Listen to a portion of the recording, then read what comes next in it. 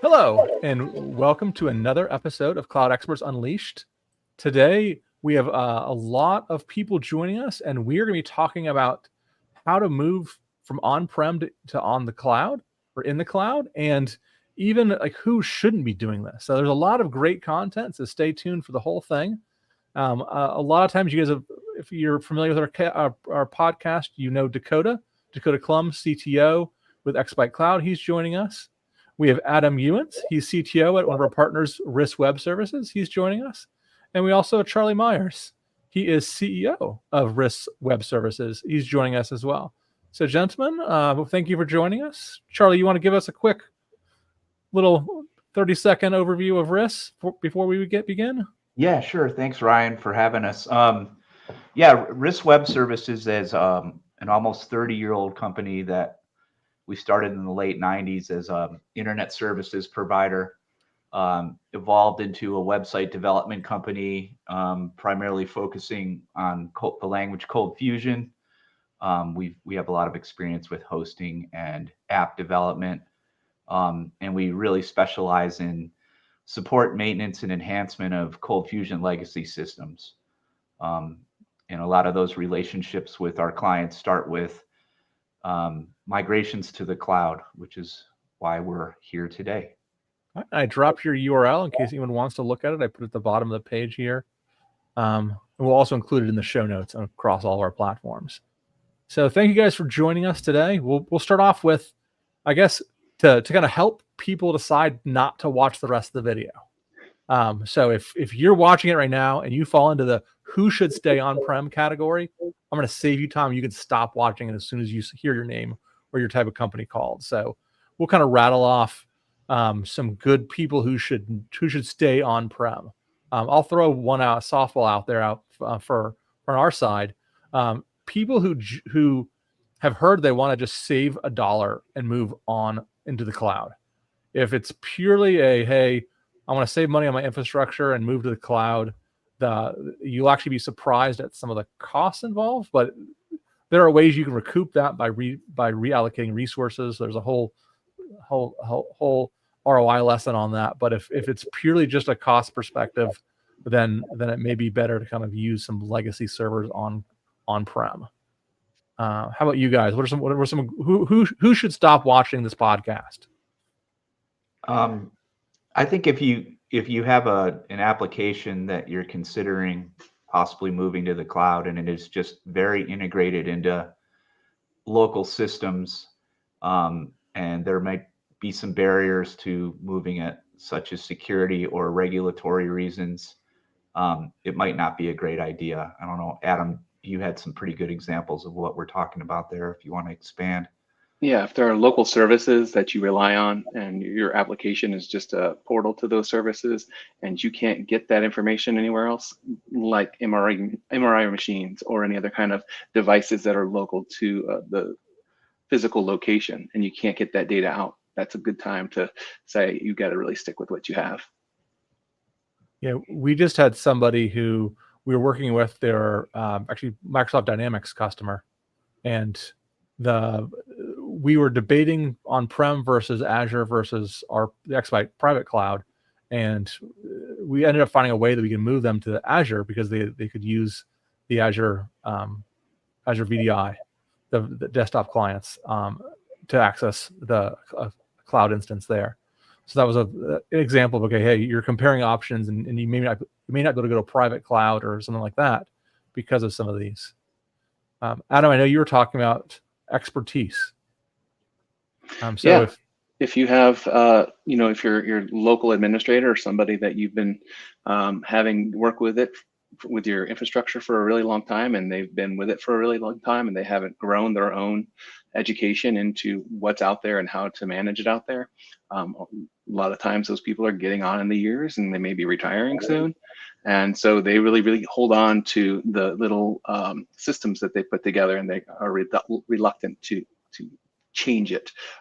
Again, they've spent many years, sometimes 30 years, protecting a local network, and they've done a good job of it. So they're reluctant to see anybody else come and trying to help them. Dakota, I know you help oversee some of our team that does the AWS and Azure consulting side of our business. Is it easy to go on-prem to AWS, or does that require any kind of specialties that you need to consider? Yeah, I think that's a great question. So, in the cloud landscape, there's a lot more to consider beyond just, a physical on-prem server that may be running, a single instance or a couple instances of Windows. The cloud landscape, there's a lot of new technologies that can be introduced, even though your application may work the same on-prem as it does in the cloud. So I think it's really important for anyone moving on-prem to partner with, a cloud provider who can really understand their current landscape and help them make that transition. And more importantly, even partnering with a company like WRIS, who can really look at their existing ecosystem and say, okay, here's what you're going to need to upgrade as you kind of transition. So it's definitely good to have some mind share or some brain trust in that cloud ecosystem as you move, into the cloud. All right, Adam, I know you earlier when we were talking in our pre-show prep here, you're mentioning licensing is something for people to consider, the potential of someone who should stay on-prem. Detail? Yeah, licensing, again, a lot of these services are by core now. And so, having your own machines and having, whether, again, if it's a local virtual machine or if it's hardware that you're dealing with, the core count can really alter the licensing. Sometimes people aren't as licensed as they think they are. And so that's another reason why, going to a more open system where you're accountable for a lot more of your licensing. And sometimes the software makes you a little bit more accountable than you may have had to been before. So that's another reason why some people are reluctant to move forward. All right. So hopefully, guys, we've taken you for the first few minutes of this and you can be done. Everyone else, we're gonna have a lot of fun here. So for everyone else, when is a good idea? One of my favorite ones that we talk to people about is you want to move to the cloud so that you can finally take a vacation. You've been managing it forever, and you're like, you know what? I'm tired of 1 a.m., 2 a.m., 4 a.m., 5 p.m. on a Friday. We just had a 5 p.m. on a Friday issue, but we're in the 24/7 service, so our guys we're taking care of our customers at that. But that's one of my favorite ones. So for the rest of you guys, what are the good reasons to move to the cloud? One of the things that comes to mind for me is if your local hardware and infrastructure is kind of at the end of its life, out of date, that might be a really good time to consider moving to the cloud, because there probably needs to be an investment made of some kind, and I think it's a good time to go compare and see, well, I could, if I move to the cloud, I'm going to have a managed service in most cases with newer hardware and technology, and that's another thing I can take off my plate to allow me to take a vacation once in a while, like you were saying, Ryan. So. Yeah, or even to just move on to other tasks. Right. So you've grown your career and you want to expand into different things and not just server administration. So if you can pass it on, then your boss will let you kind of grow your wings and get into new stuff that'll help the company more. It's not just your own career, but helping the company more. I know, Adam, you talked about downtime with companies where they've grown and they're at a point where downtime costs them more. So that's a good reason to move to the cloud. Yeah, cloud is essentially infinitely scalable if you want it to be, if you can afford it. And so that is, a really nice thing to have, is being able to say, I'm not worried about downtime. I can have servers spin up automatically if there's, a giant load of requests coming in. So that's definitely something that can really spur the movement. And again, if your IT guy is retiring and you're trying to get ahead of that, now you've got some people behind the scenes that can help you. And that way you're not just reliant on one person having to wake up at 3 a.m. when the server's gone bad, the disk is turned to dust, and suddenly you're trying to have somebody pull things back from a backup. So, you can get backups and everything else, and the data just moves around much more smoothly when it's in the cloud. All right, Dakota. Yeah. You leave departments you've done overseeing thousands of these moves from people. Do they start small? How do they get this process going? What do you do? Yeah, I think the first thing is, really having a clear picture of what you currently have on-prem. So, understanding your legacy software, knowing what components your business relies on, and then working with a company that can help you draw a plan out that leads to the cloud. Some organizations we've seen start small, and they say, "Hey, let's move a dev server and let's try to replicate that and see if we can get that working." We have some organizations that do an entire lift and shift, and it could be multiple servers. So it really just depends on what your appetite is as a business owner or as a company who's considering the cloud. Is how soon do you need to make the transition? How often do you see testing occurring, or how long do you see your testing phase taking even?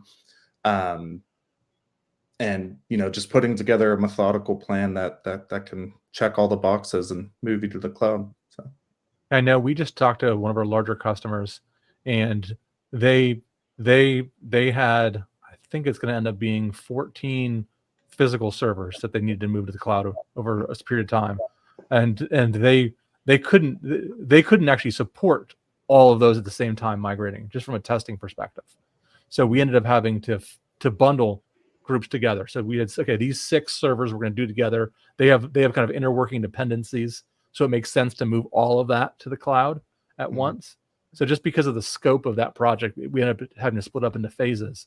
But I know, Adam, you're saying for most people, splitting up can be challenging because of potential just issues that pop up that you don't realize when they're all in the same network.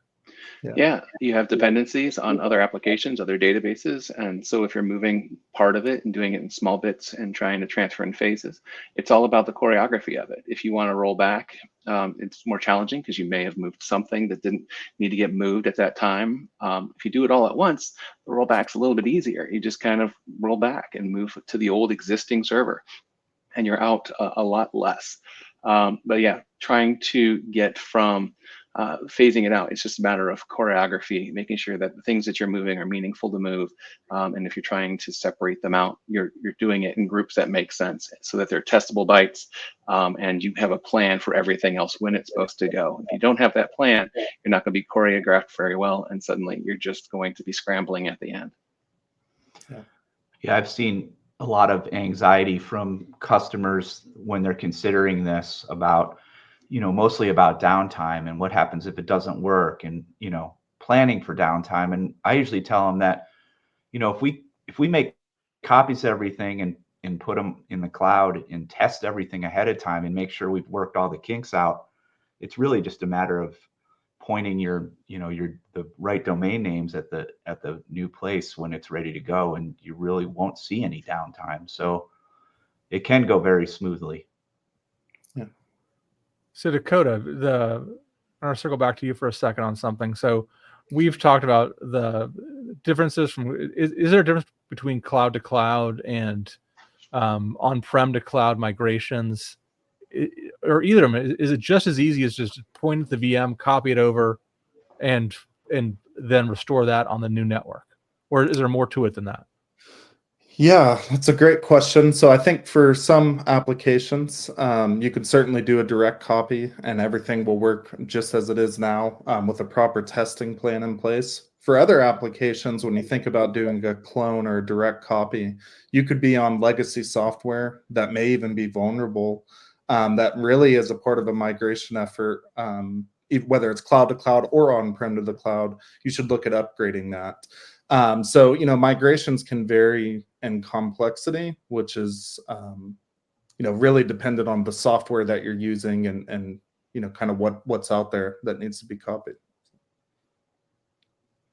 Charlie, do you guys do the same sort of thing where you get in there and you're saying, hey, this is a great opportunity for you to upgrade? I mean, why bring over all that extra stuff from your current environment? Yeah, we do.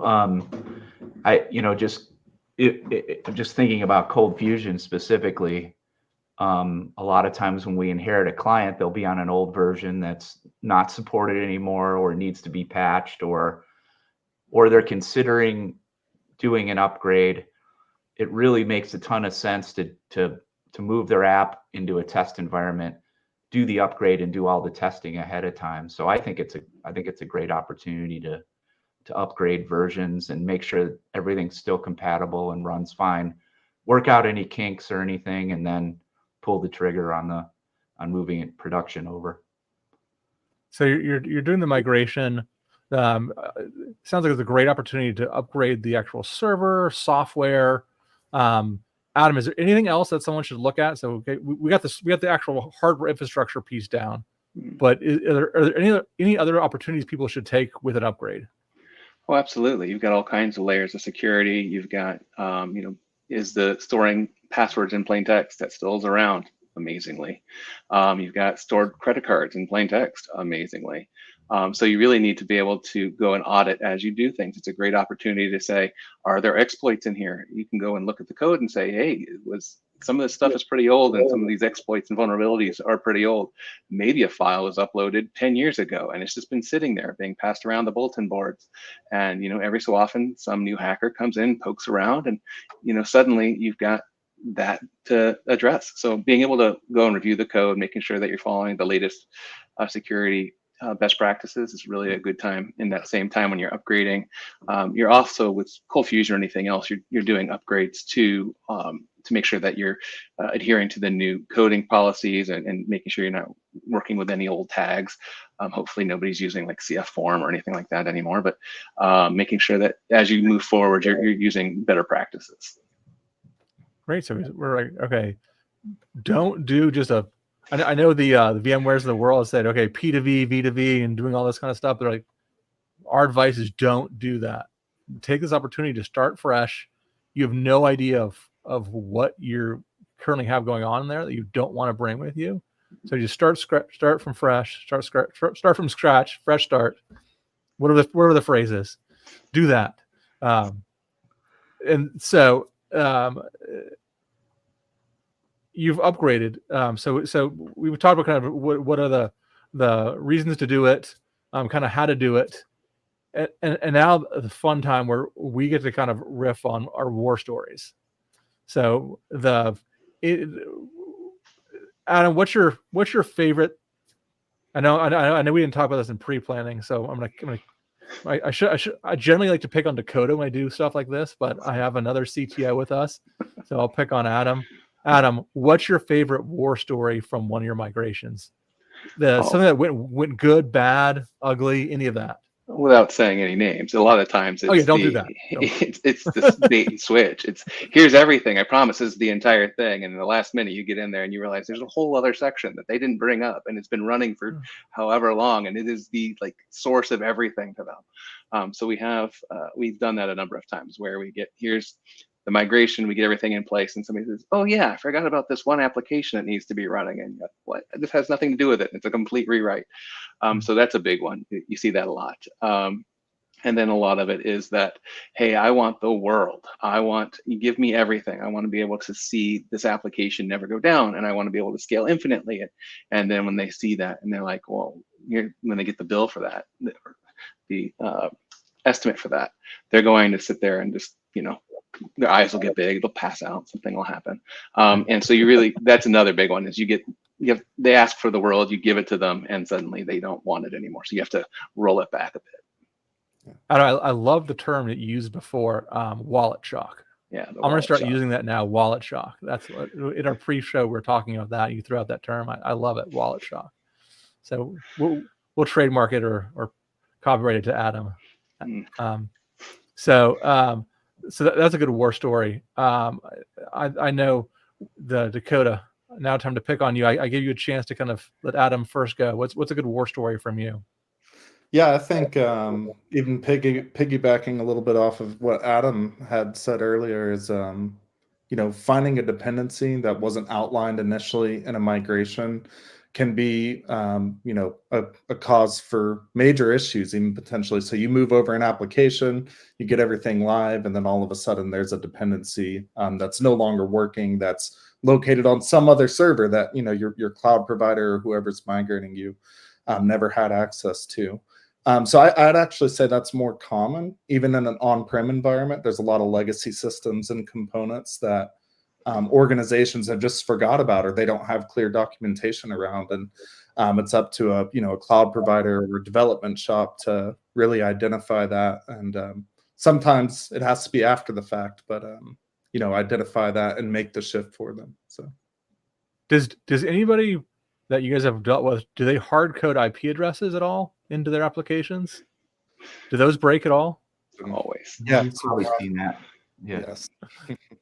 IPs, domains, image directories, paths, all of Yeah. that stuff gets hard coded. And Always a problem. it's like, and they copy and pasted it 10,000 places, buried everywhere. It's not like they even used a variable that they could swap out. Yeah, that happens a lot. All right, Charlie, give me a war story. What's a good one? Well, I can think of two. I'll talk about the easy one first. Like an ODBC driver that you can't find anymore. That it works locally, but you put it up in the cloud and you can't connect Cold Fusion or the application to that particular database, and then all the research and work that has to take place to figure that out. The other one that comes to mind is just, and this is not to rag on any IT people, but somebody trying to go in and do this themselves without thinking about it and really screwing things up, and then coming to somebody like us to help bail them out and ending up, having to spend 3 or 4 times more money than they thought they were going to have to do these upgrades and migrations. So, that, I guess the war story is sort of the kind of the feeling of letting somebody down, because you said you normally can do these things, but then you find out that they really screwed it up to the point where it's, you're going to have to start over. So It's a good lesson. yeah. Yeah, going on the wallet shock, I'll give one of my war stories is that we have people come to us and they say, and we talked about this for a second, where I can't go down. My business, I've grown it. We were small. We all have downtime, and we grew. Now I definitely can't have downtime. The wallet shock of, okay, hey, here's your 2 exact systems that have to be running constantly, mirroring each other in different geographic areas. And they see that and they're like, okay, I need a size small. Maybe we can change it up a bit. But they end up going for more of we just take backups at every 5 minutes. We take backups, so they don't have to roll back as much and duplicate as much. But then that's just put somewhere, and then we have to just take the backup and restore it and do all that kind of stuff. But that may take a couple hours, but that's much more palatable from or even it's a few hours, much more palatable from a cost perspective. Yeah. So that's using my Adam wallet shock term of the day. All right, well, guys, a lot of good stuff today. If you guys want to look at any cloud solutions or any of that, you can always come to xByte Cloud. Charlie, how do people find WRIS? I know I put your website up earlier. I'll drop that out again. People need it. That's probably the best way to find us, WRIS.com. That's where I would send people. I know we mentioned Cold Fusion, and I'll do a little shout out to them. I know we'll both be at the Adobe CF Summit 2024. So if you've not registered, go there, register. You can see all of us there. And again, all of these links will be in the notes across all of our platforms, so you guys can access any of them. So Charlie, Adam, Dakota, thank you guys very much for joining us today. This was a great discussion on people moving from on-prem to cloud. And stay tuned, everybody, for the next recording. Thank you guys very much for joining us this week. Thank you. Thanks for having us.